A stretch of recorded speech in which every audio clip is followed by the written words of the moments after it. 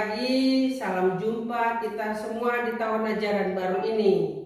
Jaga kesehatan, tetap semangat di tahun ajaran baru. Jangan lupa berdoa.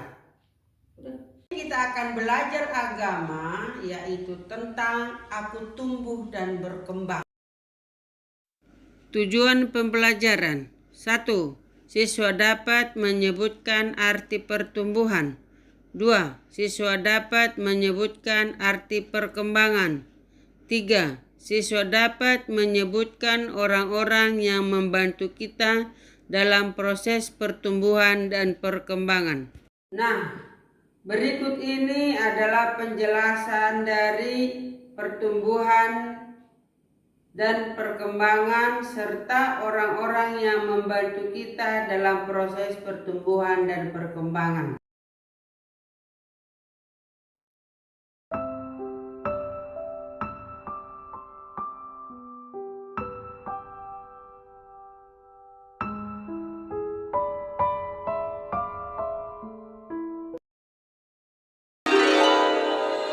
Matius 1, Lukas 2, ayat 1-7.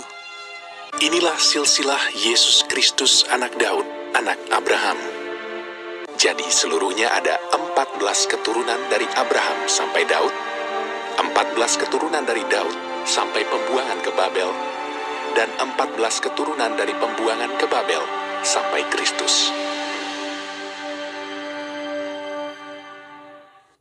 Kelahiran Yesus Kristus adalah seperti berikut. Pada waktu Maria ibunya bertunangan dengan Yusuf, ternyata ia mengandung dari Roh Kudus sebelum mereka hidup sebagai suami istri. Karena Yusuf suaminya seorang yang tulus hati dan tidak mau mencemarkan nama istrinya di muka umum, ia bermaksud menceraikannya dengan diam-diam. Tetapi ketika ia mempertimbangkan maksud itu,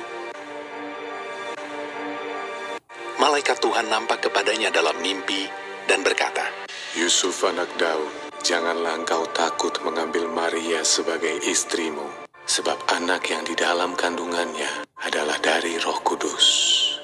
Ia akan melahirkan anak laki-laki, dan engkau akan menamakan dia Yesus, karena dialah yang akan menyelamatkan umatnya dari dosa mereka. Sesudah bangun dari tidurnya, Yusuf berbuat seperti yang diperintahkan malaikat Tuhan itu kepadanya. Ia mengambil Maria sebagai istrinya. Pada waktu itu, Kaisar Agustus mengeluarkan suatu perintah, menyuruh mendaftarkan semua orang di seluruh dunia. Demikian juga Yusuf pergi dari kota Nazaret di Galilea ke Yudea, ke kota Daud yang bernama Bethlehem, karena ia berasal dari keluarga dan keturunan Daud, supaya didaftarkan bersama-sama dengan Maria, tunangannya yang sedang mengandung. Maka pergilah semua orang mendaftarkan diri, masing-masing di kotanya sendiri. Kota itu menjadi ramai sekali. Tidak ada penginapan untuk Yusuf dan Maria. Akhirnya, Yusuf menemukan sebuah tempat untuk menginap, sebuah kandang binatang. Ketika mereka di situ, tibalah waktunya bagi Maria untuk bersalin. Dan ia melahirkan seorang anak laki-laki, anaknya yang sulung. Lalu dibungkusnya dengan lampin dan dibaringkannya di dalam palungan. Hal itu terjadi supaya genaplah yang difirmankan Tuhan oleh Nabi. Sesungguhnya anak darah itu akan mengandung dan melahirkan seorang anak laki-laki. Immanuel, Allah menyertai kita. Dan Yusuf menamakan dia Yesus.